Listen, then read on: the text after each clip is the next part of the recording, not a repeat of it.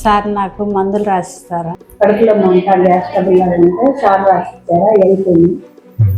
ఇలానే చాలామంది కొన్ని సంవత్సరాలుగా అవసరం ఉన్నా లేకపోయినా కానీ ఈ గ్యాస్ మాత్రలు అనేవి రోజు వేసుకుంటూ ఉన్నారు. ఈ పరిగెడుపు వేసుకునే గ్యాస్ టాబ్లెట్స్ మన బాడీలో గ్యాస్ట్రిక్ యాసిడ్ సెక్రీషన్ని తగ్గించడం వల్ల మనకి టెంపరీగా సిమ్టమాటిక్ రిలీఫ్ వస్తుంది.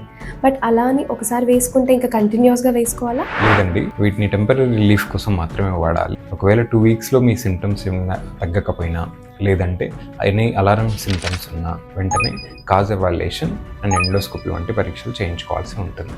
ఈ మెడికేషన్ లాంగ్ టర్మ్ వాడడం వల్ల nutrient absorption like vitamin B12, calcium and magnesium వంటివి తగ్గి generalise body pains and weak and టైర్డ్గా అనిపిస్తూ ఉంటుంది. వీటితో పాటుగా sometimes bone fractures and interstitial nephritis like kidney problems వంటివి వచ్చే అవకాశం ఉంటుంది. కానీ ఈ మెడికేషన్ సడన్గా ఆపేస్తే ఏమవుతుంది? మెడికేషన్ సడన్గా ఆపేస్తే మళ్ళీ మన సిమ్టమ్స్ ఇంక్రీజ్ అయినట్టు అనిపిస్తాయి. దీన్నే మనం రీబౌండ్ గ్యాస్ట్రైటిస్ అంటాం. అందుకే గ్రాడ్యువల్గా డోస్ అలాగే వేసుకునే ఫ్రీక్వెన్సీ రెడ్యూస్ చేస్తూ దాంతోపాటు లైఫ్ స్టైల్ మోడిఫికేషన్స్ అంటే స్పైసీ ఫుడ్, మసాలాస్ తగ్గించడం, పడుకోవడానికి అట్లీస్ట్ 2 to 3 hours ముందే ఆహారం తీసుకోవడం, స్మోకింగ్, ఆల్కహాల్ లిమిట్ చేయడం, ఇవన్నీతో పాటు గ్రాడ్యువల్గా టేపర్ చేయడం మంచిది.